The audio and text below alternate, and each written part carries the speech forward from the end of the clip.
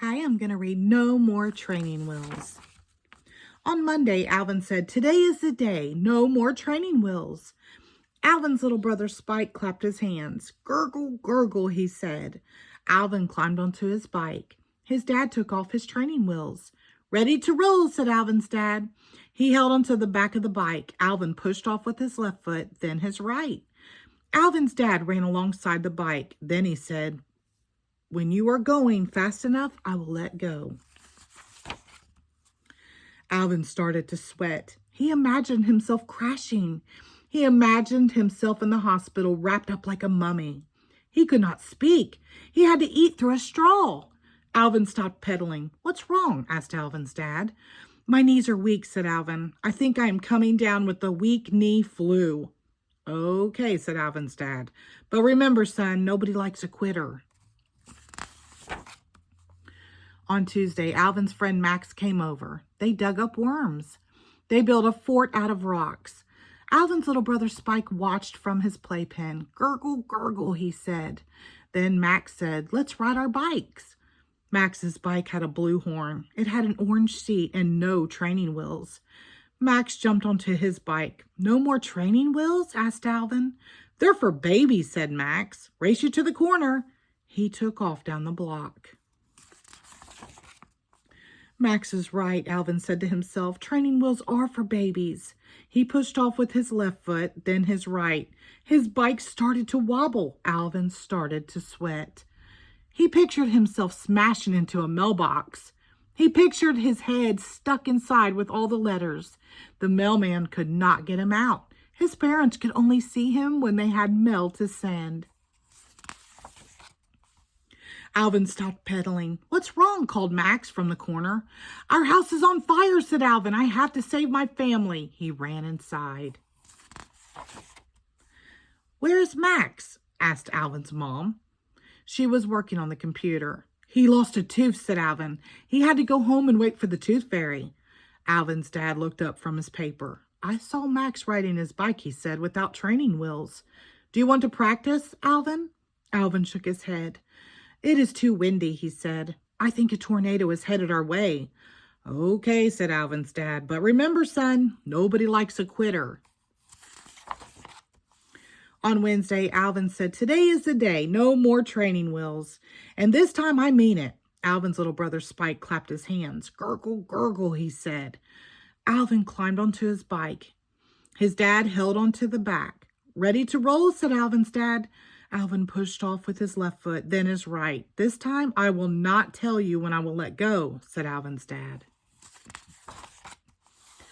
Alvin started to sweat. He imagined himself flying over the handlebars. He imagined himself stuck in a tree. Even the fire department could not get him down. Alvin stopped pedaling. "What's wrong?" asked Alvin's dad. "I just saw a UFO," said Alvin. "It is headed for our house." "Okay," said Alvin's dad. "But remember, son, nobody likes a quitter." On Thursday, Alvin called Max. "Kenny is having a pool party," Alvin said. "Are you going?" "Yes," said Max. "I will meet you at your house at 12 o'clock. We can ride our bikes to the party." Alvin started to sweat. My bike has a flat tire," he said. "My mom is going to drive me." "I will meet you there." "Okay," said Max. Alvin put on his blue bathing suit with the tugboats on it. He grabbed his alligator towel, then he walked to Kenny's. At the party, everyone was splashing in the pool. Max and Alvin pretended they were sharks underwater. After a while, Kenny said, "I have an idea. Let's have a bike race. Alvin, you could borrow my old bike. I got a new one for my birthday." Alvin started to sweat. "Did you hear that?" he said. "That's my mom's car horn. She's early. Gotta go." Kenny scratched his head. "I didn't hear anything," he said. But Alvin was already on his way. "That was a short party," said Alvin's mom when he got home. She was feeding Alvin's little brother Spike. Spike clapped his hands when he saw Alvin. "Gurgle, gurgle," he said. "Kenny is part Alaskan," said Alvin. "He is not used to the warm weather. He cannot stay in the sun for long." Alvin's dad poked his head into the kitchen. "No wind today," he said to Alvin. "Perfect day for a bike ride." What do you say, Alvin? Alvin shook his head. I think I twisted my ankle jumping into Kenny's pool, he said. He limped across the room. Okay, said Alvin's dad. But remember, son, nobody likes a quitter. On Friday, Alvin's mom said, Guess what, Alvin? The circus is in town. I am going out to buy tickets for the show tonight. All right, said Alvin. Spike clapped his hands.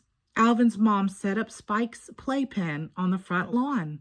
Dad will be out soon. You watch Spike until Dad comes, she said. Okay, said Alvin. He was busy shining his bike and thinking. Someday Alvin would ride his bike everywhere, to Max's house, to Kenny's pool party. Maybe he could even be in the circus. Alvin closed his eyes. He imagined himself riding up on the high wire. He imagined the crowd cheering. He did not see Spike climb out of his playpen. He did not see Spike crawl down the driveway onto the street. Alvin opened his eyes. He blinked. An elephant was coming down the block. He must have escaped from the circus. He was going to step on Spike. Alvin jumped onto his bike. He forgot all about the training wheels. He forgot all about riding on the high wire. He raced down the street and grabbed Spike. Safe! That night at dinner, Alvin said, I did it! I rode my bike without training wheels. Great, said Alvin's parents. And I saved Spike from getting squished by a circus elephant, Alvin added. Alvin's mom sighed. Alvin's dad frowned. They looked at each other and shook their heads. Remember, son, said Alvin's dad, nobody likes a liar. The end. Thank you.